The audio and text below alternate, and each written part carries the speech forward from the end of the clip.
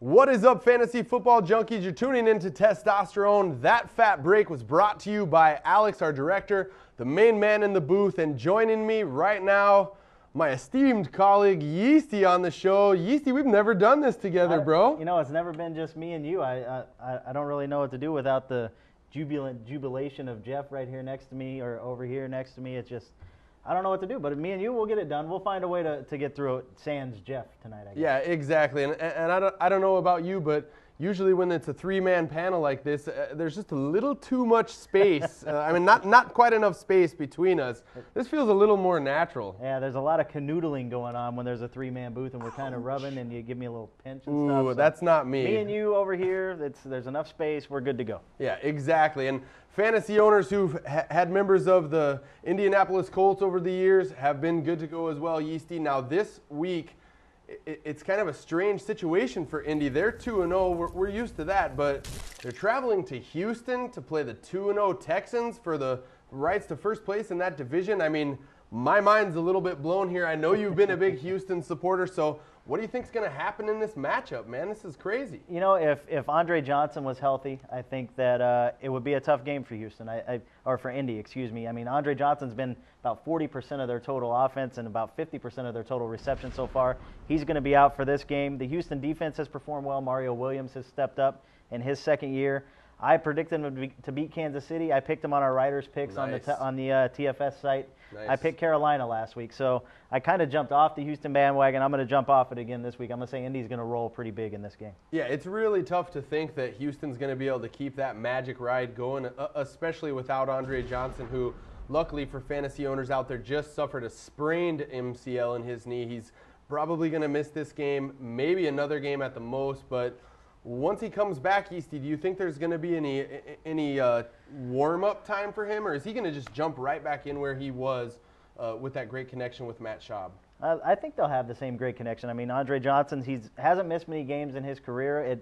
There could be a question mark when he comes back, but that offense is so focused on him that I think he's just going to get right back into shape. I traded for him. I traded Sean Alexander for Javon Walker and Andre Johnson in the league that I run. I was all happy. I was giddy.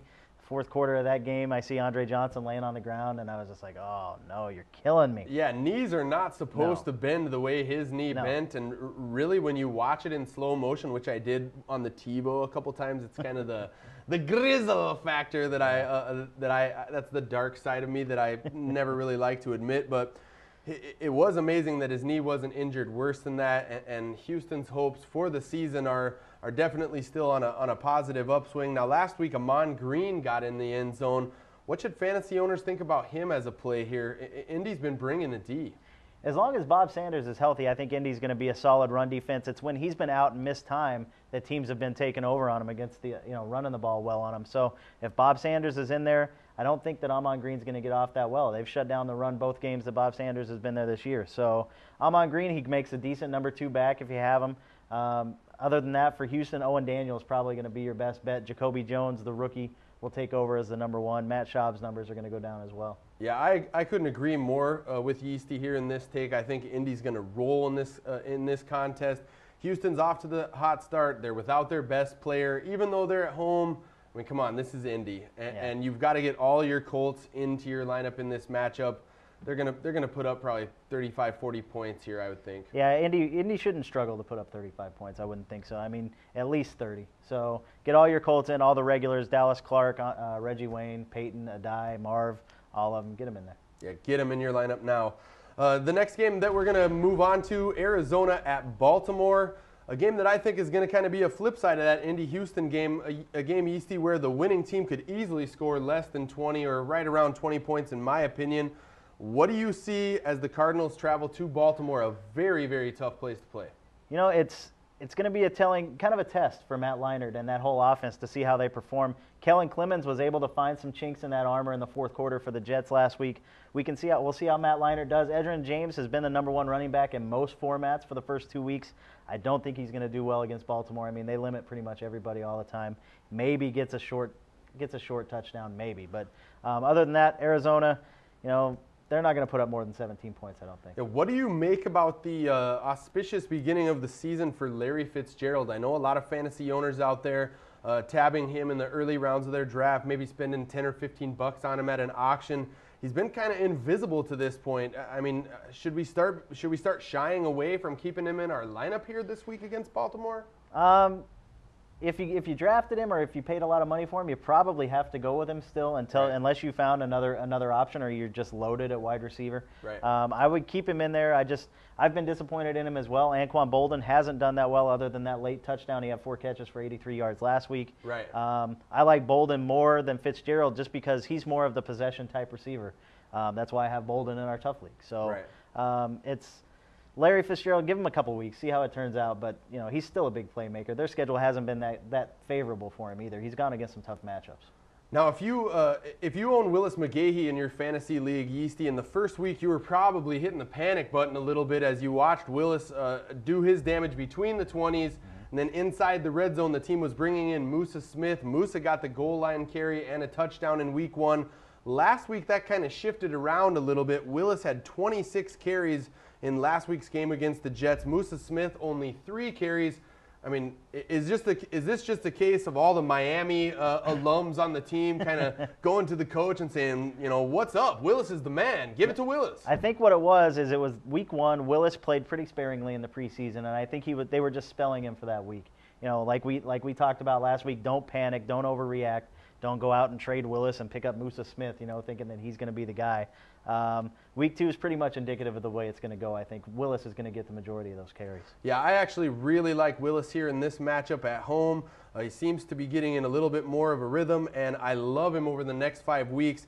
Opponents like Arizona this week, then, Yeasty, Cleveland, San Francisco, St. Louis, and Buffalo. That is a money 5-game stretch. If you can get Willis McGahee on the cheap right now, his average is still under 4 yards a carry. I think over the next month and a half, that's going to bump up a little bit. I like him here in this matchup and think he makes a good play going forward. Yeah, Todd Heap makes a solid play. None of the receivers, Derek Mason's doing okay. Kyle Bowler or Steve McNair is still up in the air at the time that we're taping who it's going to be. Todd Heap and Willis are about all I go with on the Baltimore side. Now, a team that's blowing up right now did it last week on national television, the New England Patriots. I still don't understand why this team needs to cheat, Yeasty, in order to dominate, but last week they absolutely took it to the San Diego Chargers.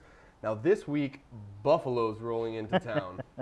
Do you remember it was a few weeks ago when everybody was saying J.P. Lossman and Lee Evans, were going to be so great, and they were the deep sleepers, and they're going to break out this year. Well, it's J.P. Lossman throwing to Lee Evans, so everybody just calm down a little bit. I mean, New England has been blowing up. They've had an incredible 2 weeks. The guys cheating and stuff, that's just arrogance, and we're going to do what we want because we're New England, and, screw the rest of you guys. This is what we do. I never liked the Patriots. I never will, but, you got to respect them. They're a great ball club, cheating or not, and you've got to pretty much get everybody in the lineup that you can. Yeah, I mean, their passing game has been absolutely blowing up so far in the season. Tom Brady averaging 288 yards and 3 passing touchdowns a game. He should be in your lineup for sure here. And Randy Moss, tied for the league lead with 17 catches, so he's getting the ball a lot, and he's doing a lot with those catches. Yeasty, right now, Moss is on pace for 136 catches, 2,304 yards, and 24 touchdowns. Why the hell did we trade him for Troy Williamson? I don't know. I really don't know. I mean, these are the numbers that they talked about when the Randy ratio came out a few years ago, when they wanted to feature Randy so much they were going to get it to him 40% of the time. Let's just hope that he's getting a little older. Let's hope he stays healthy. I was wrong. I didn't see anything that would say that he would want to, I'll admit I was wrong on Randy Moss so far. If he stays healthy, I'm going to be eating a lot of crow because I didn't get him in any leagues, didn't even touch him. Now, so one player a lot of people have been wrong about in the early going here is Lawrence Maroney. And I saw an owner in one of my leagues mistakenly trade Maroney for Tony Romo this week in a straight-up deal. That speaks to the fact that people are really concerned. Maroney not getting the goal line carries last week, not really getting into the flow of the game until after the game was well in hand. What do you make of Lawrence Maroney? He's kind of disappearing here. I don't know. I actually have him in one league. He was the only league that I got him in. It was a draft, and so I was stuck at the number 10 spot. He was there, so I took him. I'm not liking it. I mean, Morris is getting a lot of the carries. He did look good in the fourth quarter. I'll give him that much. He ended up with 15 carries for 77 yards. But vultured that touch. Yeah, it's just the it's just the way Belichick runs things. You know, I mean, he likes the two-back system. It's worked for him before, and you know, they kind of fooled all of us by saying Maroney was going to be the guy, or at least everybody thought Maroney was going to be the guy. And you know, I feel bad for the people that invested so much money in him or a really high draft pick on him. Yeah, exactly. And really on the Buffalo side of things here, there's not a lot of plays. Nope. You can't really legitimately start Marshawn Lynch here. This team shut down LT. Yeah. So bench all your Bills and expect a blowout. I will give it to Marshawn Lynch so far, though. He ran well against the Steelers. The numbers won't show it. If you have him in a keeper league, definitely hang on to him. He's shown a lot more promise than I thought he would. Okay, so the next matchup, Yeasty, Detroit at Philadelphia. No surprise here, Detroit, the #1 passing offense in the league. They've got the Megatron, I think they're calling him now. What's up with the Megatron? I don't even want to get into the whole Megatron thing. I mean, that's crazy. Detroit's been on fire. I mean, even when John Kitna got hit before he got touched by the hand of God and his whole concussion thing was gone, he came back and led the Lions to victory. JT O'Sullivan was moving the ball well. So this offense from Roy Williams, Calvin Johnson, Mike Furry, Sean McDonald is a legitimate fantasy factor. If you're in a deep league and Sean McDonald is out there, he's got 13 catches, 161 yards, and a touchdown in 2 games. In 2 games, and that's for a #4 wide receiver. So you know, if you need a wide receiver help, he's out there. I mean, he can help you probably. Is this feeling a little bit like 1999 here? I mean, I remember the last time Mike Martz was an offensive coordinator. He had a quarterback who was very vocal about his faith, out there talking about God and how God's working miracles for their team and whatnot.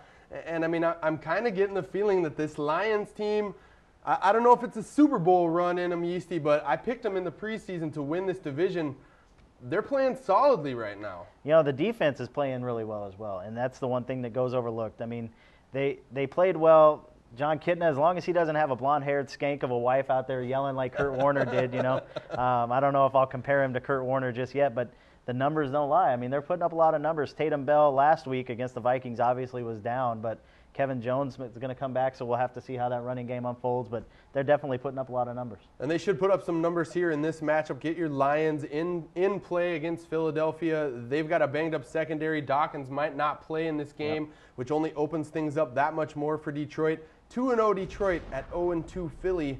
Philly's on the ropes here, man. What's going down with Donovan McNabb? You know, I'm not that worried about Donovan yet. I mean, you got to realize he's 10 months removed from ACL surgery. Right. And in Philadelphia, with all the scrutiny that goes on there, and Donovan's kind of a sensitive guy to start with.